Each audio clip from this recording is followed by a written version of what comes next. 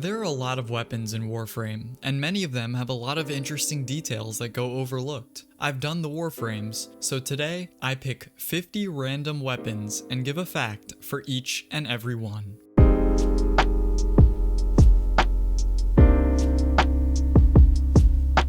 Good morning, ladies and gentlemen, and welcome back to the channel. My name is llBonkll, and today we cover one fact for 50 different weapons within Warframe. I picked these guns randomly as there are so many in this game. To get through them all will have to be a few different videos. I did stay in the secondary and primary weapon area though. There aren't any melees. Let me real quick explain how I'm going to be structuring this video. I'll tell you a fact, give a very small explanation related to that fact, some longer than others, and then move on ahead pretty quick to our next weapon so that we can all get out of here eventually. These facts aren't anything specific per se, it's more of a wide range of different topics, anything from in-game interactions to aesthetics, their namesake, historical connections in real life or the history of the weapon in the game, etc. Literally just whatever I felt like picking and what I found interesting while looking into these weapons. If you want to share a fact about a weapon that you enjoy, don't hesitate, maybe I'll include the fact in the next edition of this video down the line. Anyway, that's all to mention right now before we jump into this. What is our very first weapon and its fact?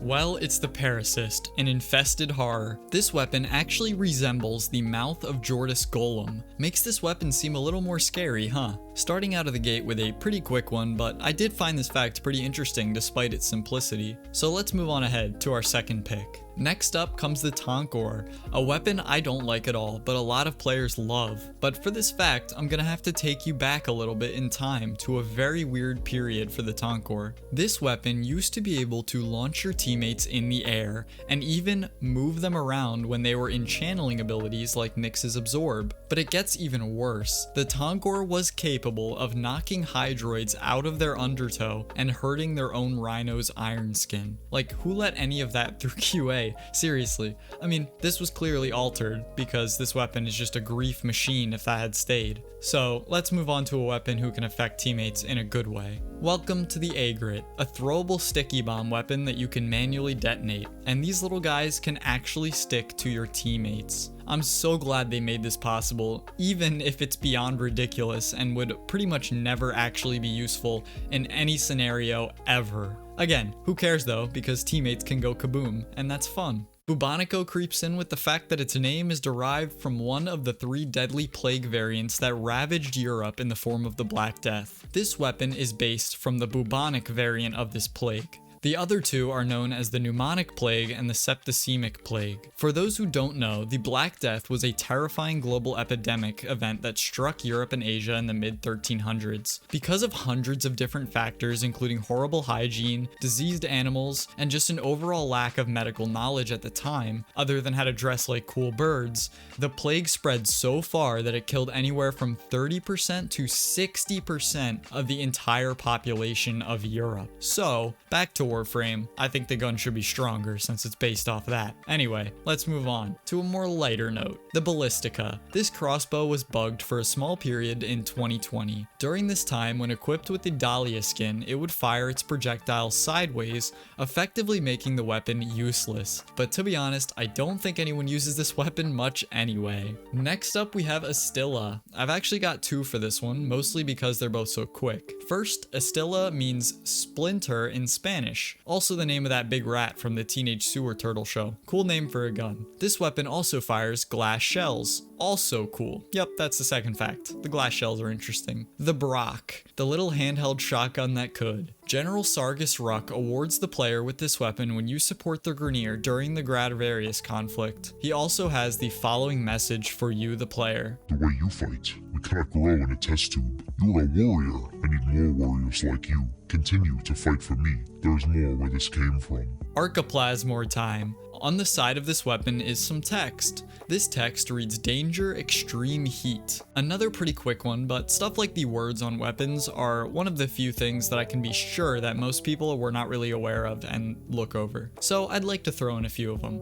Aphentis is up next. This is a special kind of spear gun as it's got its very own special reload animation in the form of loading a new bolt into your crossbow part of the weapon. All of the other spear guns just do a normal lame look at enemy and fire. I'm so glad Aphentis can't just deal damage normally. Yay! Nucor. This weapon boasts the ability to dissolve enemies on kill. The thing that makes Nucor different is the fact that this dissolve effect is purely cosmetic, unlike something such as Nova's molecular ability. So if you're playing Necros, you actually don't have to worry about your Nucor dissolving enemies to the point where your Desecrate doesn't work, which is very nice. Why not do the Corpus counterpart for the Nucor next? This weapon is the Cycron, the very first non-Arcwing weapon that was capable of regenerating its own ammo instead of being based on pickups. I kinda wish this gun functioned normally ammo-wise, as I prefer Nucor, so I wish I could just, like hold down the button and melt everything for a while instead of having to wait. But there are certainly benefits to this type of ammo functionality. The Tenant Plinks. Oh baby, this new little thing packs an insane punch.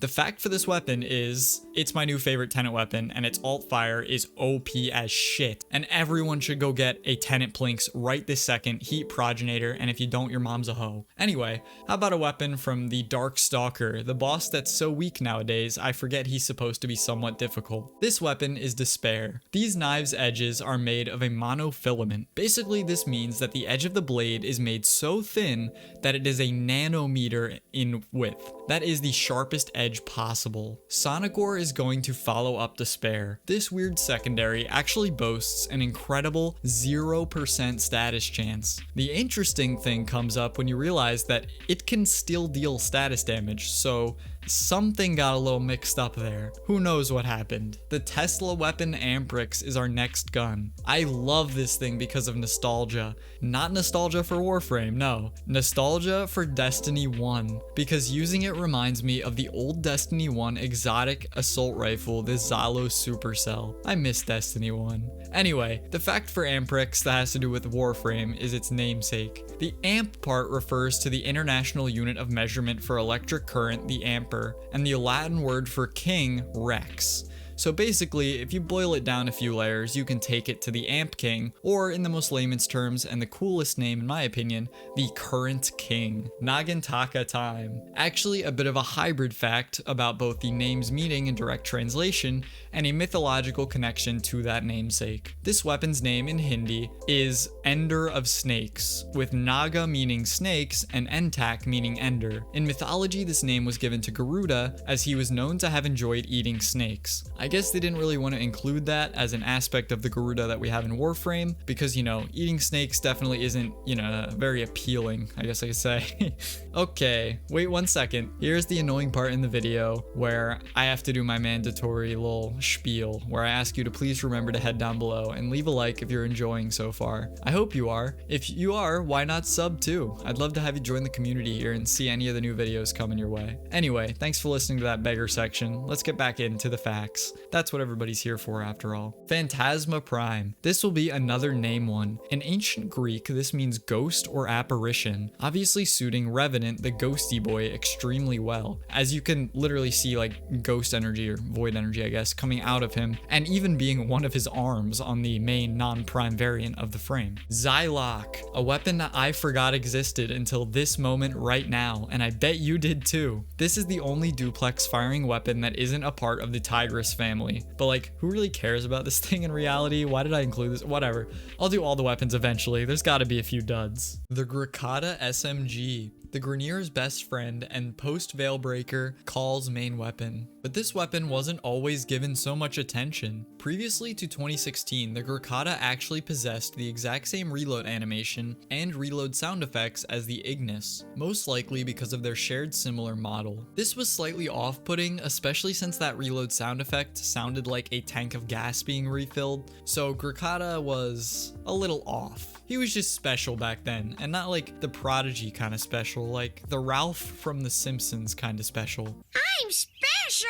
Embolist. This secondary is actually slightly bugged. If you're in a mission that involves a rescue target, giving them your Embolist will cause the energy color of that weapon to revert back to default when used by that AI. I mean, this isn't an urgent fix me bug, so it's not a big deal or anything. Just saying, it's a thing. The Fenmore, my favorite primary in all of Warframe currently. It's literally the most broken thing ever, and its fact may help you to understand why. The Fenmore in Incarnon form actually handles similar to the Art Gun with with the same animations and style of holding it, but without the normal downsides that come to your movement when carrying an arc gun in a mission. This minigun is just a machine at mowing down enemies. It's basically just an incarnate arc gun, and every single Tenno should have a Fenmore, and if you don't, you're throwing. I mean, if you're high enough MR and have Zeraman unlocked at least. Pandero time. Another Spanish translation for the name. This time, it's Tambourine. Very cool DE. I love my deadly tambourine, the scariest of all instruments. Sorry to those of you that actually speak these languages and the facts like this are an absolute waste of time. A lot of us are uncultured like me. Corinth, the OG call weapon. Give him Corinth back, DE. I hate Ricotta and everything else call-wise in general, to be honest.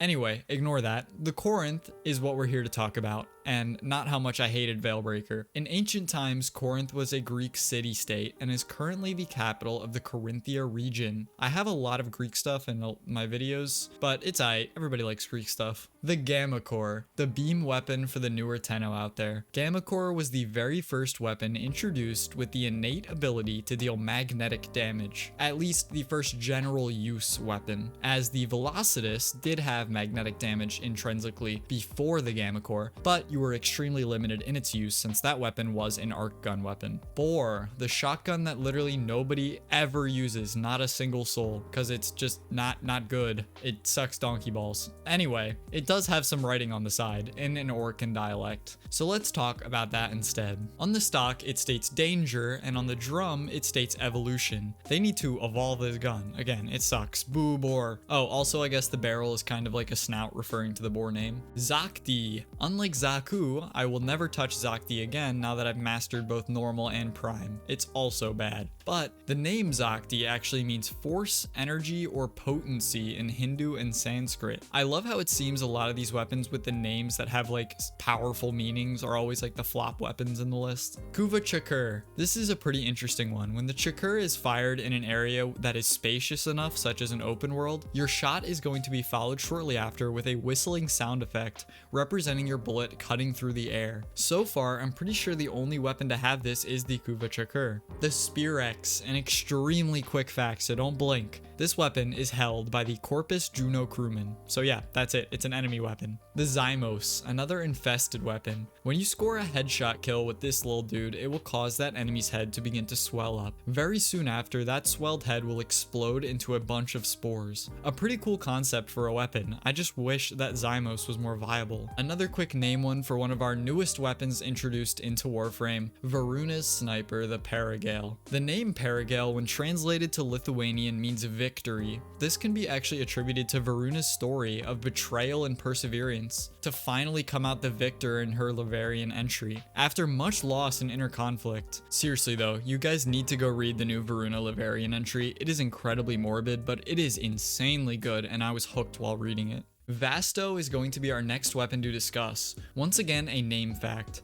Vasto is a Latin verb meaning I destroy, I lay waste, or I ravage. Again, it's always these less viable guns with the unbelievably badass names, like no way Vasto ever lays waste, destroys, or ravages. More like, I don't know, it's bad. I'm not funny, there's no joke here. It's just not a good weapon. Alternox, the Gyre weapon. What's the electricity related fact? Well, guess what? It's alternating current. The name is based off of that. It's an electrical term. I know there's been a lot of name stuff in this one, but that's usually the best facts to choose from. Plus, the Warframe one just had a lot wider of a selection of interesting options to choose from. Like, some of these weapons have nothing, and it took me a while to find something. Staticor, another weapon literally never seen with Tenno pupils. Again, as I said before, I can't just do all the good weapons. Gotta spread those around a little in future videos. But even if the weapon is not strong, it's got a pretty interesting fact. This is a very rare case where the same faction developed two of the same type of weapon, as the Staticor is to the Sonicor what the iPhone 12 is to like the iPhone 11 or Samsung Galaxy or whatever, I don't know. You get the idea. It's two of the same thing, just called a different name. And the reason for this is where the interest will start peaking. This is actually an example of how the Corpus organization is structured, with there being many subsets or factions of that main base Corpus faction. So basically, these two weapons are just the Apple and Samsung battling it out in the corporate Corpus tech world for the better model. Really goes to show the thought that was put into the lore of this game, with even this space corporation competing within itself. Business in the star chart. truly is cutthroat. Ignis Wraith. And the fact is, guess what? You all use it as a crutch. Yep, that's the fact. Everybody uses this thing when they need the easiest possible gun that can still murk everything with ease. And don't get me wrong, I have no problem whatsoever with using crutches when you need them. I was never against people playing OP Wukong. It's the devs' prerogative to nerf and change around the meta when they see fit. If something's OP and they haven't changed it yet, go for it and use it while you still can. I never understood why people say that's dumb. So yeah, anyway, there's no way anyone disagrees that this is an easy game crutch weapon, right? Like, that's pretty well known at this point. The Seer. This pistol is the first known instance of a weapon that combines Orokin technology with that of another faction. In this case, the Brock is a hybrid of Orokin and Grineer design. This weapon really could have had some potential with that idea, but in practice, I'm gonna be honest, this gun isn't all that strong or cool looking, so the Bratton is up next. The weapon many a Tenno began their non-stop farming journey with. Let me take you back to around November 2013. During this time period, DE accidentally released a hotfix that included a leaked Bratton Nvidia skin. That skin was also auto-applied to a lot of players' Brattons. Very soon after, they released another hotfix taking this accidental leaked skin back out of the game with a simple message of, just a small change, you probably won't even notice. And they were right, because nobody touches Bratton past MR2 anyway, so most people didn't notice. The Knell. Knell is actually the sound made by a bell to usually signify a more dreary occasion, such as someone's death or a funeral. I think this name fits this weapon incredibly well. Let's go on ahead already. That was a super quick one. Did you know there was a language spoken by the Celtics before the now dead language of Latin took over? This language was Gaulish, and our next weapon is named through this language, as the bow Cernos means horn. And I mean, you know, it has horn kind of parts on it, so it fits. Acarius. This weapon fires special gyrojet type projectiles. But the cool thing is that this is actually a real life thing. Back in the 1960s, gyrojet firearms were being developed and tested. Sadly, the gyrojet firearms never made it into mass production or the mainstream, as there were a lot of technical and practical problems that haunted the idea and the concept of those weapons. It just straight up sucked in real life when used, so it was not worth it at all. The Argonac. This weapon of Grineer design is a bad weapon, but it has a special little aspect about it, as it highlights enemies that then get schmelted by your auto fire. The fact for Argonac is that this highlight on the enemy is actually color controlled by your weapon's energy color. So, if you're having trouble seeing that highlight, check the energy color on your weapon and try to pick something that contrasts well with the backgrounds of the game. You know, don't pick like orange, brown, or black. That'd be stupid. The Tsar. This weapon is named after two possible sources stemming from a play on its name. That being Tsar, spelled T-S-A-R. This could either represent the largest caliber cannon, the Tsar cannon, or something much bigger known as the Tsar bomb. This weapon's name fits perfectly, as its shots are incredibly devastating to anything in proximity. And you know, let me just show you a picture of what a Tsar bomb crater looks like. That shit big, dude. Angstrom. When spelled slightly differently, A-N-G-S-T-R-O instead of U-M, this will represent a unit of measurement that is 0.1 nanometer in length. Additionally, Angstrom fires 1960s gyrojet type projectiles similar to the Acarius. The Hind. This weapon has three possible sources for its name. The first is a pre-World War II British bomber known as the Hawker Hind. The second possible source is Sir Francis Drake's privateer galleon known as the Golden Hind, or finally, it could simply be named after the lunar crater known as Hind. Alright, there's only a few weapons remaining, so let me real quick grab some of your time to let you know that I have a Discord that anyone is welcome to come on over and join. It's called Aviator Legion. We have plenty to do, including giveaways, mod sharing, just chatting with people, Captura or Fashion. Fashion Frame Contest number 2 entries are open in the Discord right now, by the way. If you need a clan to join, you can join into ours there. Or finally, you could even just ask questions if you're a newer player and need some help. We're all friendly. Thanks for sitting through that, and let's get into our last couple weapons. Mostly name stuff. The Pox. I think a lot of people could probably guess this one, fitting with the theme that this is an infested weapon. Pox refers to the many ailments that involve that title, such as smallpox, chickenpox, monkeypox, Anarosmane pox, etc. You know, everyone knows about that stuff. The Boltor. Again, we head into the Warframe past. Pre-February 2013, the Boltor didn't have its own blueprint icon or its own in-game model. Instead, the blueprint icon was that of the Bratton, and the in-game model was that of the Burston. The poor Boltor wasn't even really part of the game. Sestra is up, an extremely quick one once again. While not in use, the barrel of the Sestra will slowly rotate clockwise. Yep, that's it. The Baza, based off of a real-life weapon, the PP-19 Bizon SMG. Clearly also this thing's namesake of the weapon. Well, I guess maybe not super clearly, but with the slightly similar names paired with the look-alike aspects of the weapon, you can pretty much infer that part of the reason it was named Baza was this SMG's name. Stubba, the SMG that burrs more than most. This weapon was actually given the nickname of the Grenier Uzi during a 2017 livestream. I can say that the name definitely fits with the weapon, and I hope to see more SMGs in the future because I really like SMGs in Warframe, and you know, it's just not worth it right now and you could just use Ignis Wraith. Piranha, yet another name one. Can you guess what its name is based off of? I'll give you a few seconds.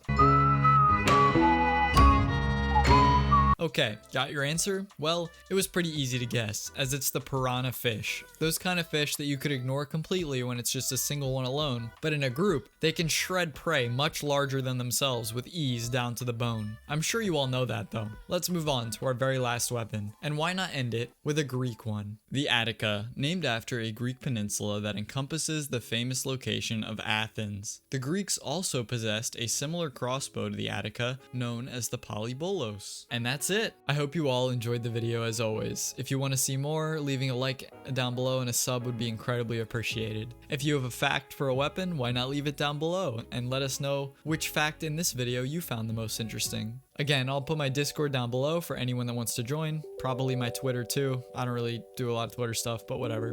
I've been llBonkll. Play Zaku 24/7 or I'll defrost your frost. And good night.